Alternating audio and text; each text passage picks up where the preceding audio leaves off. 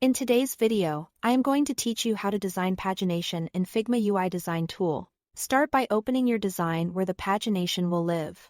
Create a basic number box for the first page. Add a text layer with 1. Then wrap it with Auto Layout using Shift+A. Auto Layout gives you consistent padding.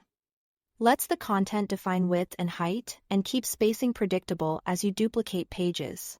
Adjust padding and corner radius to match your style and pick a neutral base color so states are easy to see later.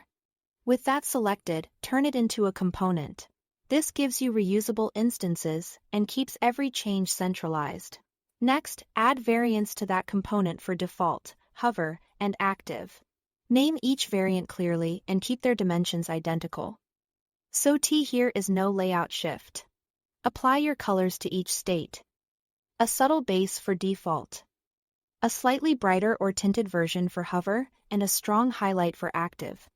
The goal is clear feedback without overwhelming nearby. UI, switch to the Prototype tab to wire interactions. For hover behavior, set mouse enter to swap the instance to the hover variant, and mouse leave to return it to default. This provides immediate visual feedback as the cursor moves. For clicks, add an on-click interaction that changes variables to reflect the current page selection and also switches the instance to the active variant. Tie this click to content visibility so only the corresponding page content is shown.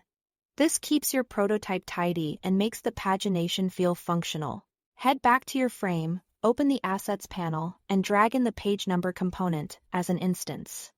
Duplicate it to create your sequence. Then redesign 2 instances to become previous and next.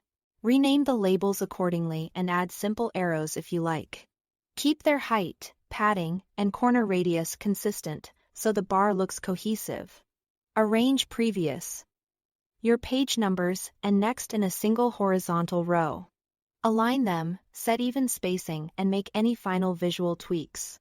When it looks right, select the whole row and create a new component called pagination. This wraps everything into one reusable piece you can drop anywhere. Click Preview to test. Hover states should respond smoothly. Clicks should highlight the active page and content visibility should update. That's your pagination, ready to reuse and refine.